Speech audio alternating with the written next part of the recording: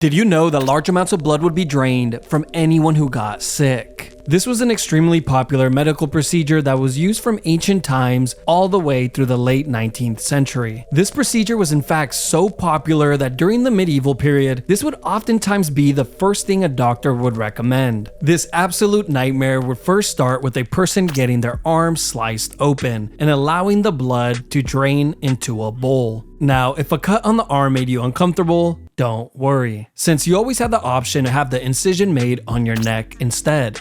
Now, the instruments that were used to slice patients open look like this, but just covered in blood from the previous patient. Now, surprisingly, doctors were not usually the person to perform bloodletting and was actually a task left for barbers, since they were a lot more skilled in handling razors. This is the reason why they began to place the red stripe on the barber pole outside of the building, since it would let the public know that surgery was performed inside.